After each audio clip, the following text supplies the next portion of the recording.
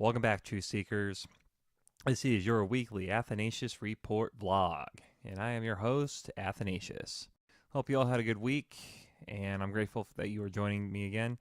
I have had about 20 hours of sleep in the last 5 days watching the RNC convention, or is it just RNC? I don't know. Is it kind of like Sahara? You don't say Sahara Desert. Like I said, folks, I'm tired. Anyway, before I begin, I wrote the script for this episode over the course of the week, kind of doing a thoughts on the moment sort of thing. So, in some cases, I went back and updated sections so I didn't repeat myself throughout the piece. Just letting you know in case you're wondering why the verb tense or tone may seem all over the place.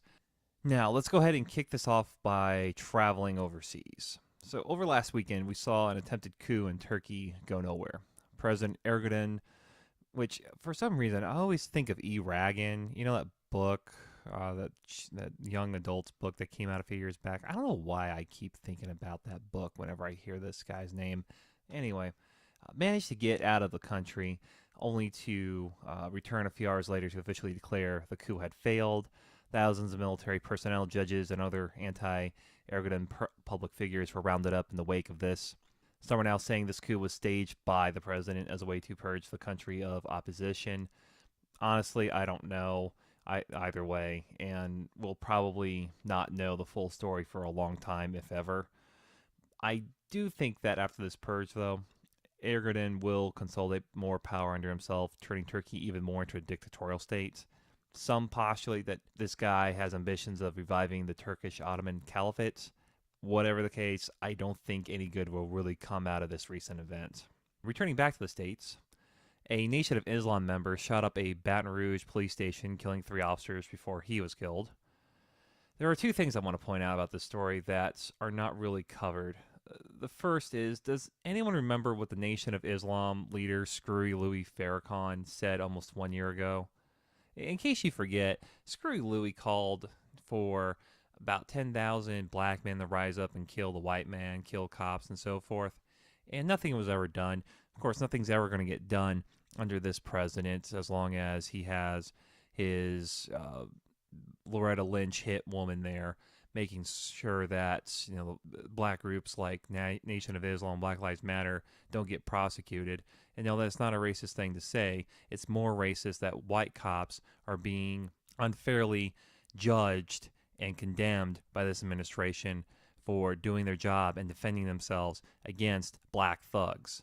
It's a shame that this country has come to it, but that's the state of affairs that we're in right now. So I just have to ask, how many more black men are going to take Screwy Louis up on his offer and actually carry this out? And why hasn't this man been arrested and charged with inciting violence? Again, I kind of answered myself on my own question a little bit ago. So that's more of a rhetorical question there. You don't have to answer that. Screwy Louis is just as much to blame for this recent attack as the SOB that pulled the trigger. The second thing I want to point out is that Hillary took 7 hours to respond to this tragedy. Practically every other public figure, Trump included, had put out a statement offering condolences and or condemning the violence within the first couple hours. Hillary's delay seems to suggest she either is not as engaged in the news of the country as she is letting on, or she doesn't care enough to comment until someone on her team puts a bug in her ear to say, "Hey, Hillary, it doesn't look good when you don't respond to these attacks or when you blame the cops. You might want to, offer your condolences and everything like that. I know you're not good at it." Either way, she once again shows that she lacks the wherewithal to be a true leader. In addition to Baton Rouge, another cop was murdered in Kansas City. It's sad that there is now an open war on cops, and we need to pray for our cops, ladies and gentlemen. St. Michael the Archangel, patron of police officers, please intercede and protect those who protect us. We also saw a lot of protesting going on in Cleveland, mostly peaceful. A couple small dust-ups, but nothing too noteworthy, except this one dude burned himself while trying to burn the American flag. Ah, sweet irony. So delicious.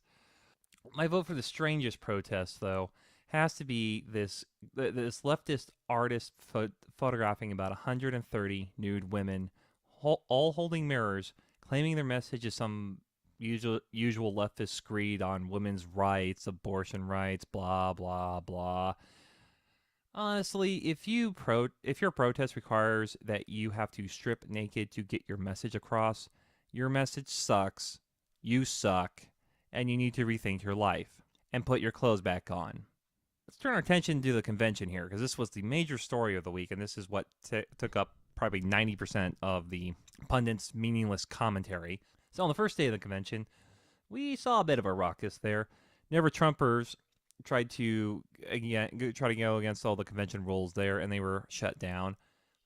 It looked like they were finally finished until day 2, but I'll get to that here in just a second. But I'm so tired of listening to these sanctimonious jerks try to say that we, the people's votes, don't matter. 14 million people voted for Trump. Get over it. If you need to go, drink yourself into oblivion, cry yourself a river, build that bridge, and get over it. It's done. It's over. Your guys lost. So after that little ruckus there, the rest of the day went by smoothly. The evening speeches were a mixed bag. Allowing the families of the victims of illegal immigrants was very touching and very much needed to give a face to what is really going on in this country by allowing tens of thousands of hundreds of thousands of people just stay in our country illegally every year. Some speeches like Giuliani's, Lieutenant Generals, Mike Flynn's, and Sheriff Clark got the crowd riled up, and they were really amazing speeches. It was a great way to open up, and I loved the attacks that they were bringing upon Obama and Hillary and the left. This is exactly what the Republicans need to do if they're going to win. Others, like the mother of the Benghazi victims, brought the audience to tears. There were 2 or 3 that I sat shaking my head saying, oh boy, that was not a good speech. And even my wife looked at me and said, was that a speech? That I don't even know what that was. I didn't know what to say, because even I was gobsmacked at some of the things that were being said. The one that everybody seems to be talking about, though, is Melania Trump's speech and how close it resembled one given by Michelle Obama in 2008. Okay. Since when didn't any one person have an exclusive copyright to the idea that every child deserves to work hard and follow their dreams to success? This is such a non-issue that we are actually talking about the wrong issue. People are missing the bigger point. Melania's speech showcased her deep affection for her adopted country. Michelle's was full of racist rancor. Remember for the first time, I'm proud of my country. And no, I know I can't do a good Michelle Obama impression. I would sound like a Wookiee if I tried to do it, honestly. But that's a striking difference. When Melania says hard work and dreams, I know she genuinely believes it. When Michelle says it, it's another empty phrase used to give the impression that she cares. Melania cares about giving the future generation the opportunity to succeed because she herself received that opportunity from this country.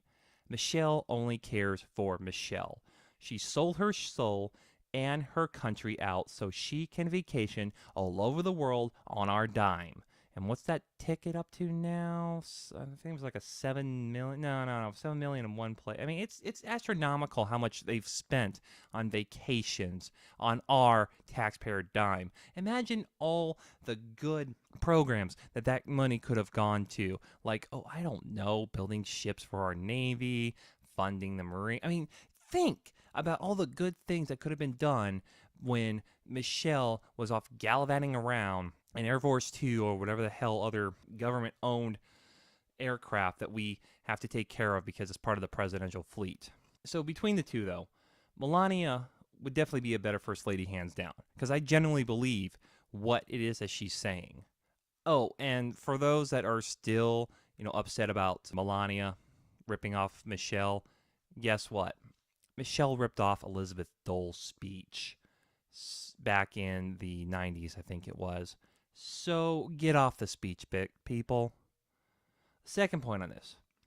A Trump staffer who helped write Melania's speech came out and apologized, saying that she did not know she was ripping off Michelle, who ripped off Elizabeth Dole. The staffer handed in her resignation to placate the hypocrites on the left. Trump, in a sign of absolute loyalty, said, "Nope, not accepting. You made a simple mistake. It's fine. Just learn from it and move on." Holy smokes, people. If Trump was a politician, this staffer would have been fired and burned at the stake before the resignation letter hit the desk. More importantly, Trump shows once again he understands that we all make mistakes and that true leaders defend their own when honest mistakes are made. Imagine that.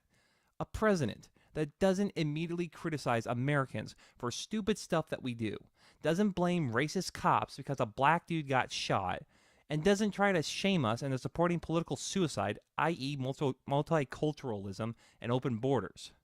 President Trump would stick up and defend Americans in the press box. My goodness, what a great dream. Please make it a reality in November. Vote Trump.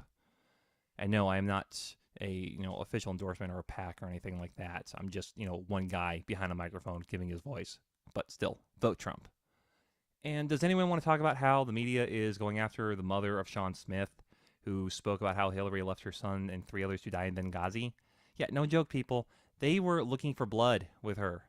Chris Matthews, the wretched worm that he is, called her comments gross and said her speech, quote, ruined the whole evening. How disgusting of a human being do you have to be to call out a mother's plea for justice gross? There were others who said similar things, but I don't care to give them credit.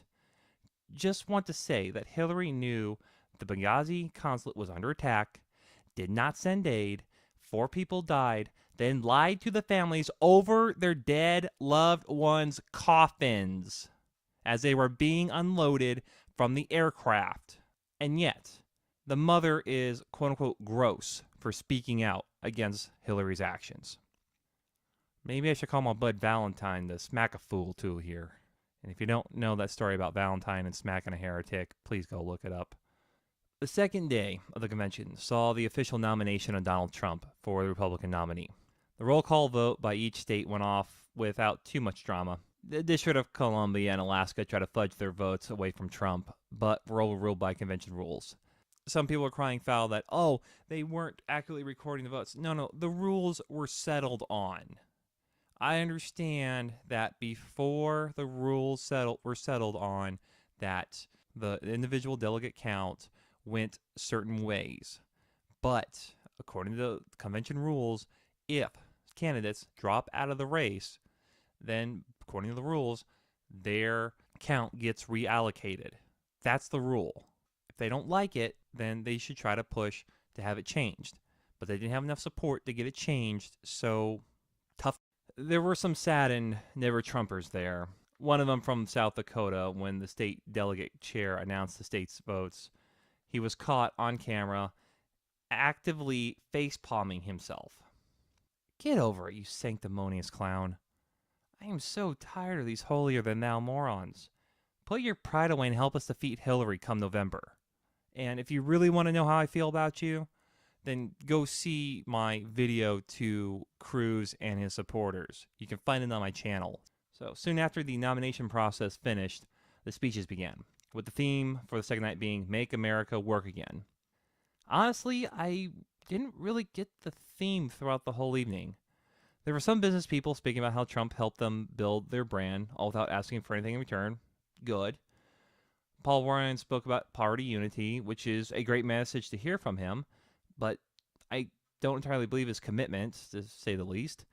As sad as I am to say, Ryan's lack of testicular fortitude against Obama and his previous statements towards Trump make it hard for me to accept that he isn't just trying to play Trump and then backstab him at a later point. Time will tell, but all I can say is I see him as Brutus to Trump's Julius Caesar. The highlights everyone is talking about is Christie's prosecutorial speech against Hillary and Donald Trump Jr.'s glowing piece about his old man.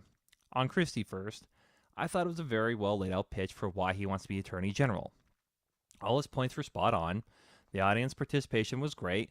Lock her up, lock her up. And if that's not a bumper sticker by now, it needs to be. Maybe I could cash in on that. Anyway, however, why was it given on the second night and not another night?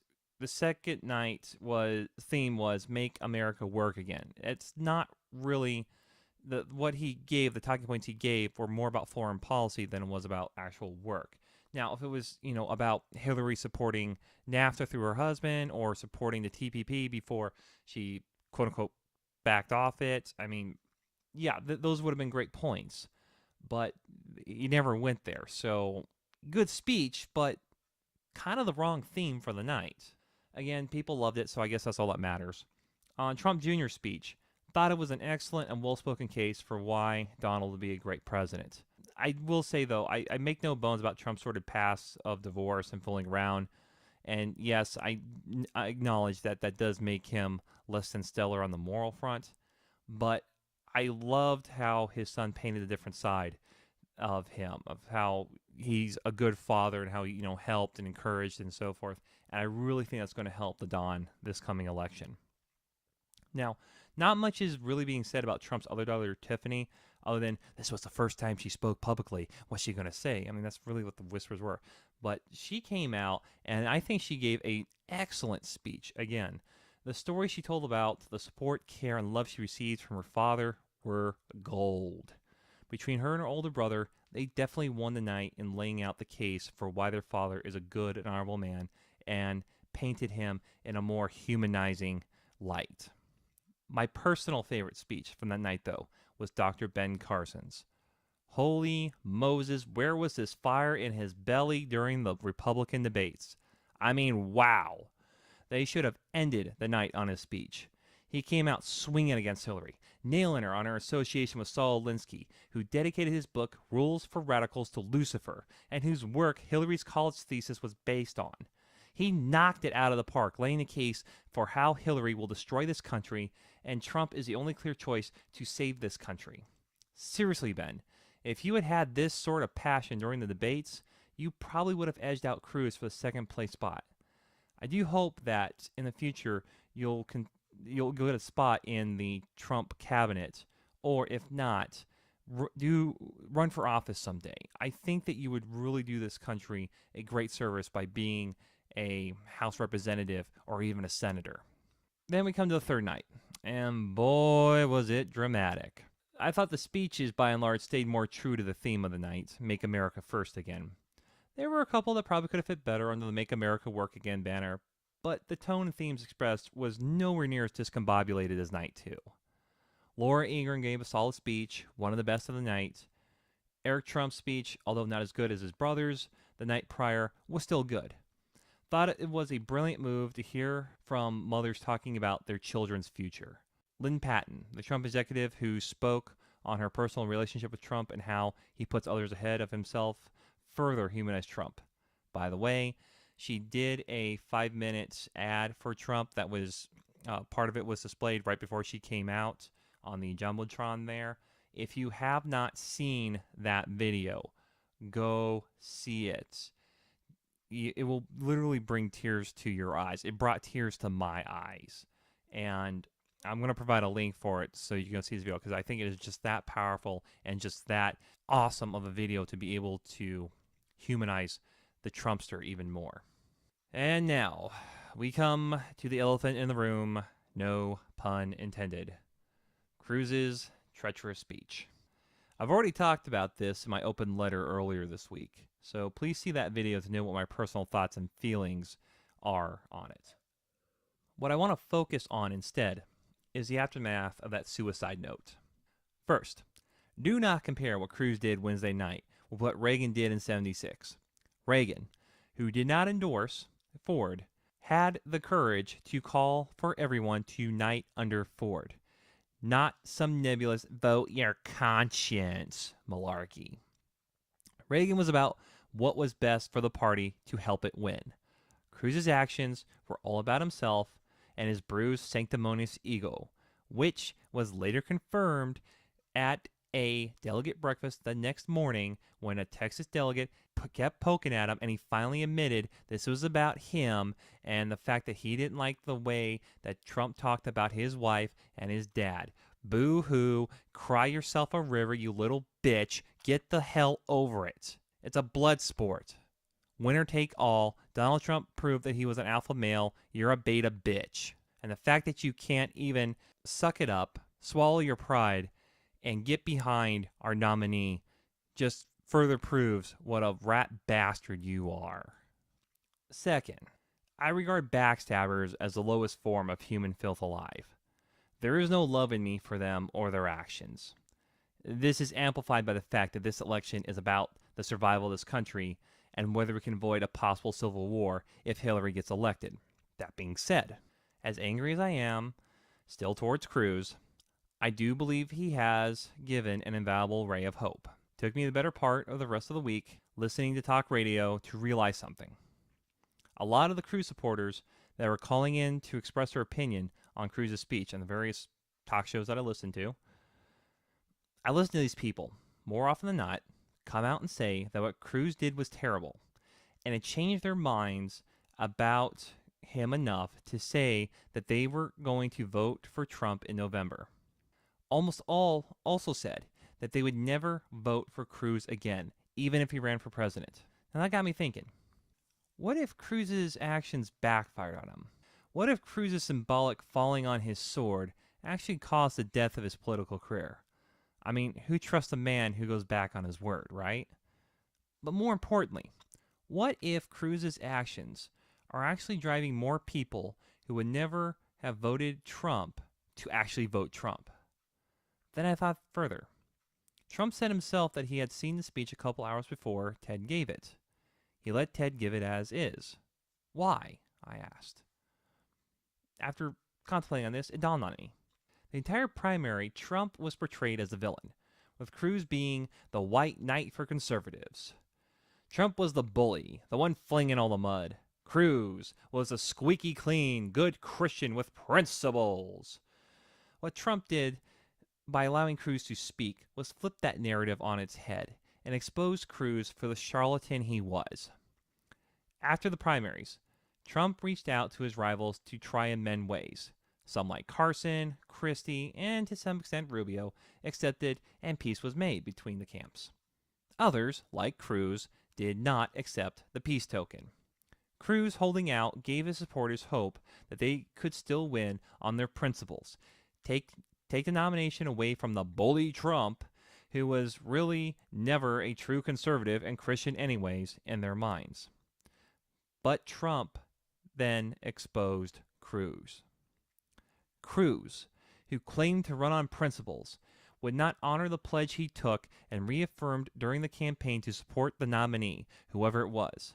Cruz, who claims to be a true Christian, couldn't forgive his enemies like Christ would have done, and he lied when he said he'd honor the pledge all Republican candidates signed.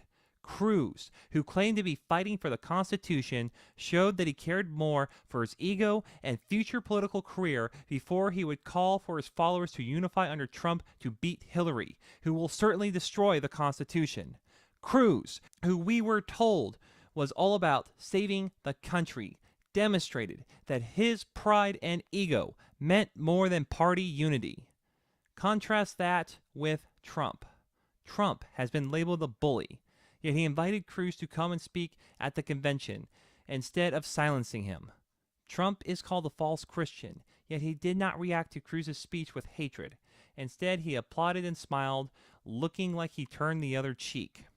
And he was found to be telling the truth when he called Cruz lying Ted in the primaries. Trump was said to want to destroy the Constitution, yet he supported Cruz's First Amendment rights to speak at the convention and did not tell Cruz that he could not give that speech. Trump, whose ego has been the subject of many pundit rants, was magnanimous in his treatment of Cruz after the speech was made, even tweeting it as no big deal. Now, I understand that he's done a press conference and he since said, no, I would not accept a endorsement from Cruz, and triple down on what the actions he took before on Heidi and Rafael Cruz, okay? And some of you may think, well, he's just back to his old ways, so this whole last paragraph means nothing. No. Trump gave Cruz his chance, okay? I'm not suggesting that Trump staged this whole affair. This isn't conspiracy theories with Glenn Cheadleface Beck. Rather, He supplied Cruz the space to speak and left it up to him to use it as he wished. Cruz chose to hang himself using his own rope. Instead of being the bigger man, Cruz showed what a backstabbing snake in the grass bastard he is. More importantly, he proved what Trump said in the primaries, that you can't trust Cruz. This political maneuver continues to show why, as an internet comment said, everyone is playing checkers while Trump is playing chess. Checkmate, Cruz.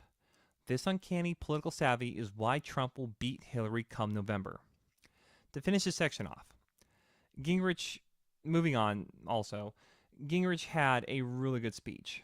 Loved the line he used to try and stem the damage of Cruz's suicide note. If you're going to vote your conscience this November, the only choice is Trump. A masterful bit of ad-lib statesmanship on the part of Gingrich. Bravo, sir. Bravo. A true statement. So then we moved on to Pence. And, I still have to say that I was not fond of the idea of Mike Pence being the vice president when, people were initially talking about it.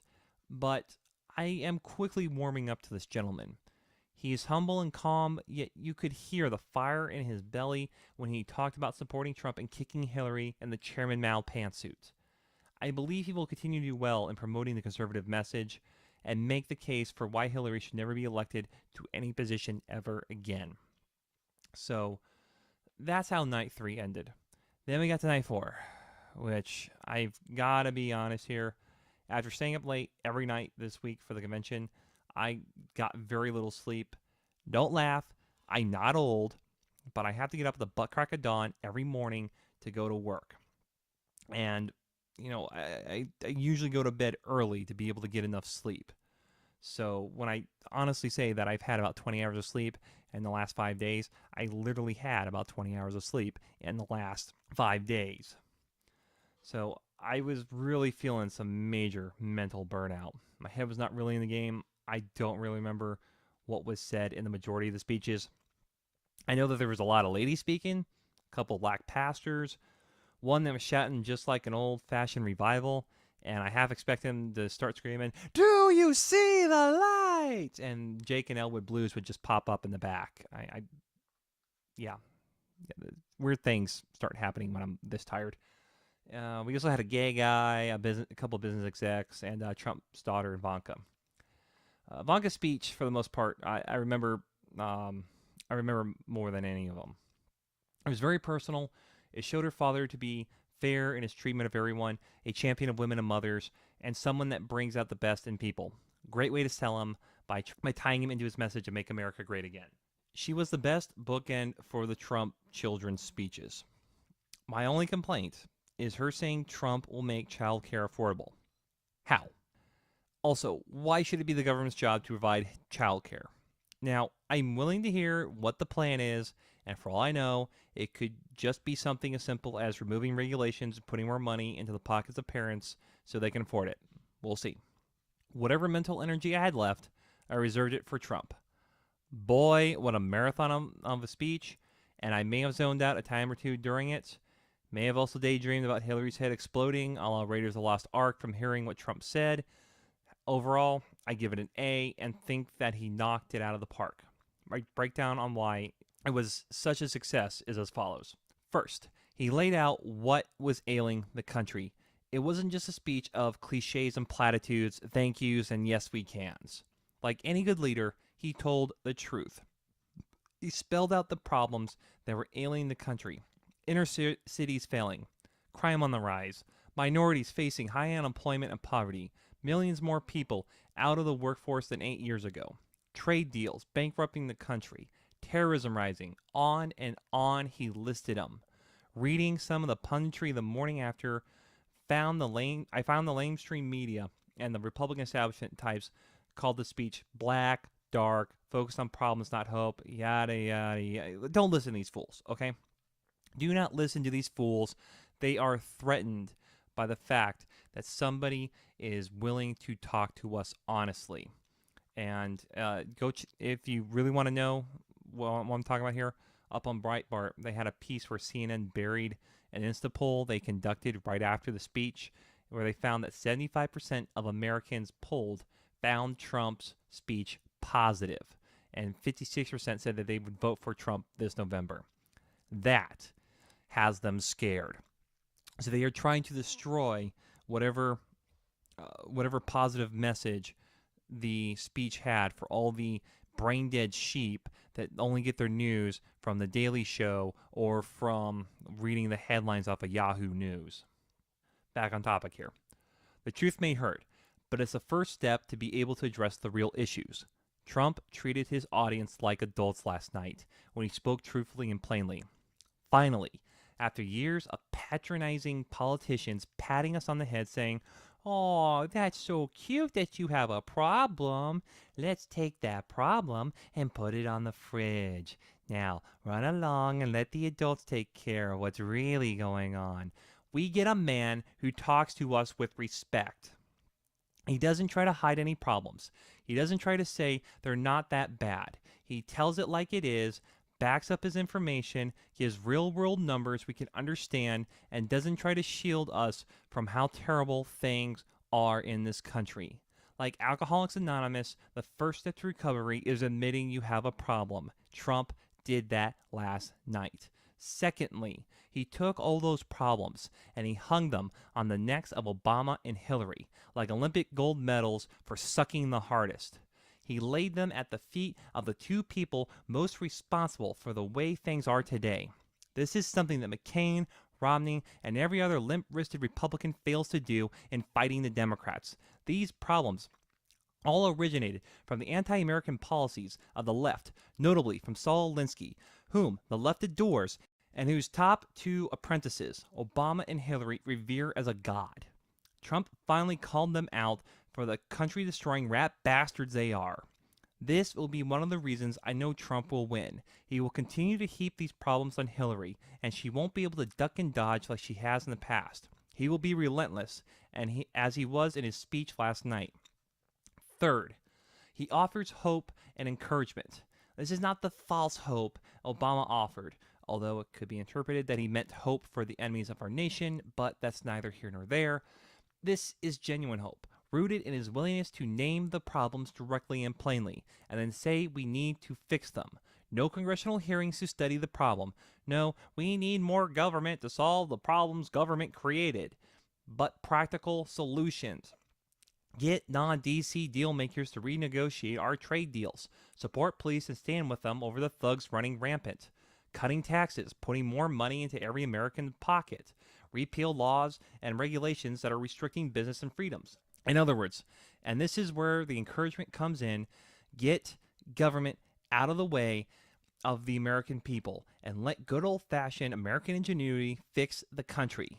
That will be a striking contrast to Kenkel's McLies-a-lot. It is also what a great leader should do, and something Trump apparently does in his business, according to a lot of speeches given this week. Empower the people under him to take charge of the problems, come up with solutions to fix them, and then allow them to implement those solutions. Trump laid it out simply with 3 words. Not, "I'm with her," like Hillary wants us to say, like she's a damn monarch, but "I'm with you." What a powerful and uplifting message. A leader that will work with us. These 3 points will largely be panned by the elite, the pundits, the spineless Republicans, and the treacherous never-Trumpers. But I will bet you dimes to donuts that Trump will continue to use these 3 points going forward. Hillary's campaign will never know what hit it. Side note here. I tweeted about this before, but I want to expand upon it. Trump said that he would try and repeal the Johnson Amendment. That should get every practicing Catholic and Christian excited. The amendment has essentially neutered our churches by threatening to remove their tax-free status if they ever engage in political speech. It's an insidious law that cuts the First Amendment in half. It needs to be repealed. We need to have our priests, our pastors, our bishops, and other religious leaders free to preach morality from the pulpit, even if it goes against the realm of politics, current politics. Now, I am not looking forward to the Democrat National Convention next week.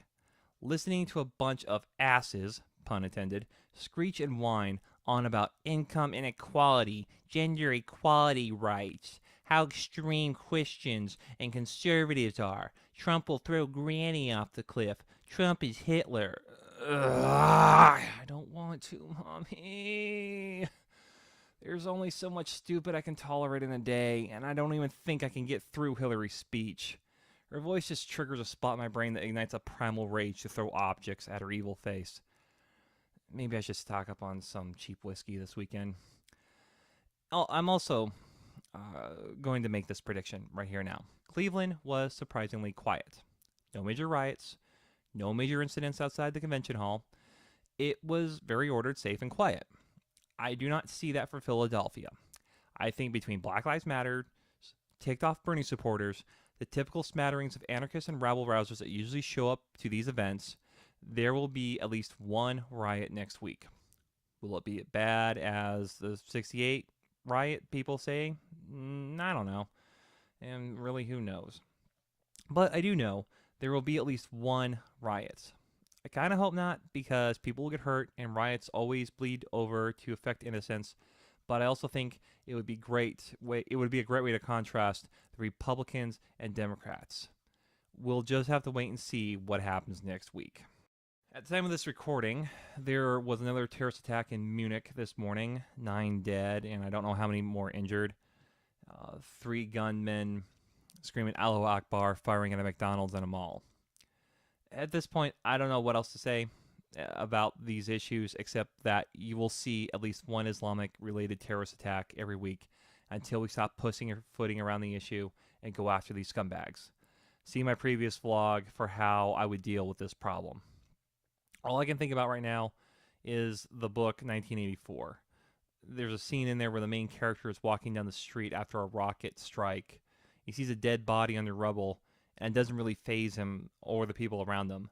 I kind of feel like that right now, like I'm just becoming numb to all these attacks happening. It's terrible that I should say this openly, because I do feel terrible for the victims of the families and for the people that actually were killed, but I'm also just like the whole outrage and shock and horror of it's just like it's not going to get fixed until we're willing to address what the problem is and go after it. Again, referring back to how Trump addressed all the problems in his speech last night.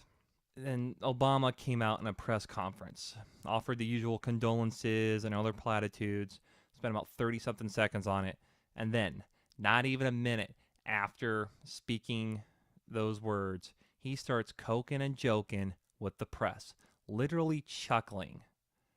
Wow.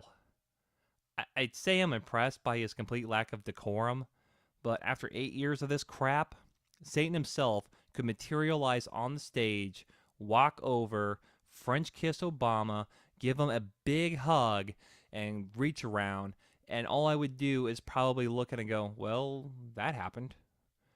6 more months as buffoon. My God, how are we going to survive? Pray for this country, folks.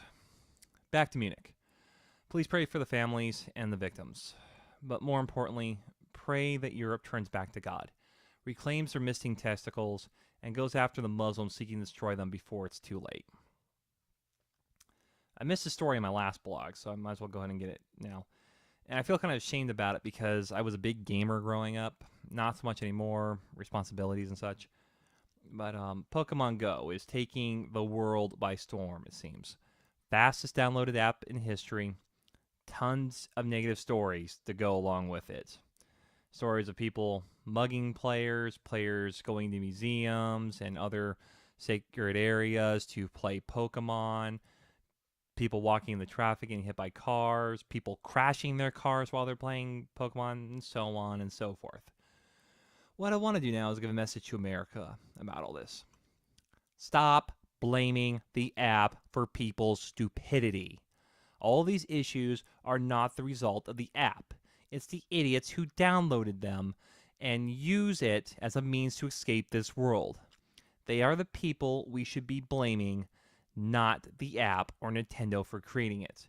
If you walk out in the traffic because you're chasing a Pokemon, you deserve to get hit because you're a moron. It's up to each player to use the app responsibly. Stop blaming the app, people. Forks don't make you fat. Guns don't kill people on their own. Pokemon Go doesn't force people to be stupid. People are just naturally stupid. That's why we have a lot of Democrat voters. So I'm going to finish on this. Many of you know who Dinesh D'Souza is and his past movies defending America and exposing Obama. If you don't know, he has a new movie coming out this weekend, Hillary's America, The Secret History of the Democratic Party. This will expose not just Hillary, but the whole Democratic Party for the racist slave masters they are. Please, go support this movie this weekend. Send a message to Hollywood that this is the sort of movie that we want more of. I'm going tomorrow with my wife. I'm not going to tell you where, but I will be there, and I will definitely tweet out when I get back home what my thoughts are on the movie. So I'm sure it'll be fun. Be sure to stay tuned to what my thoughts are on it. Thanks again, everyone, for your support. In the coming weeks, I will be putting out a series of talks on the moral case for voting, how to vote, and a breakdown of the policies of both candidates. Be sure to stay tuned for those. I won't promise when they're coming out. As I mentioned earlier, I work full-time, and this project is just one of many I am dealing with. I'm also trying to start a business right now. I have home improvement projects, regular daily chores, and I'm trying to start a family with my wife. I'm swamped. What can I say?